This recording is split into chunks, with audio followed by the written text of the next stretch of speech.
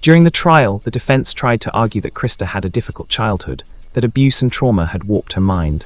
And while that may have been true, Krista herself undermined that defense when she stated clearly, "I knew exactly what I was doing." The courtroom was silent as the judge delivered the sentence. Even judges, who see terrible things regularly, rarely show emotion. But this case was different. The judge openly said it was one of the worst things he'd seen in 22 years on the bench. "It is therefore ordered that you shall be put to death," the judge pronounced. Krista broke down crying, begging to hold her mother one more time before being taken away. It was a moment of humanity from someone who had shown none to her victim. Her boyfriend received life with the possibility of parole after 25 years. Shadola Peterson, who acted as lookout, got 6 years probation. And here's where the story gets even more complex. Krista Pike is still on death row today, decades later. She's tried multiple times to appeal her sentence, both at state and federal levels. Every attempt has failed. Meanwhile, Colleen Slemmer's family continues to wait for closure, a closure that may never come. Our next case takes us to California in 2008, and it involves a tragedy that stemmed from the most senseless of reasons: a red bag.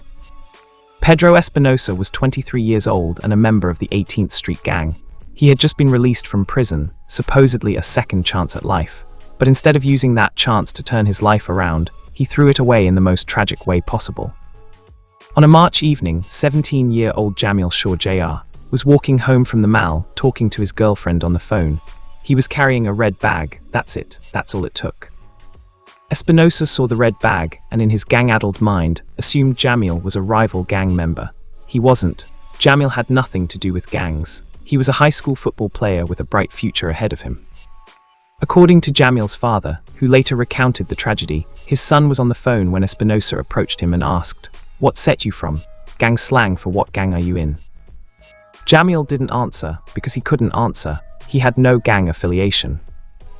And for that non-answer, Espinosa shot him, multiple times, execution style, right there on the street. Jamil's girlfriend heard everything over the phone.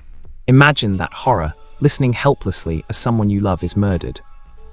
The trial was emotionally devastating. Espinosa's cousin, Javier, was called to testify. The prosecution grilled him about conversations he'd had with Espinosa after the murder. "Did Pedro tell you he killed someone?" the prosecutor asked. Javier tried to backtrack, saying he'd lied to police, that he'd been scared, but his earlier statements were clear. Espinosa had admitted to the killing, even bragging that he'd seen it on the news. When it came time for victim impact statements, Jamil's family addressed Espinosa directly.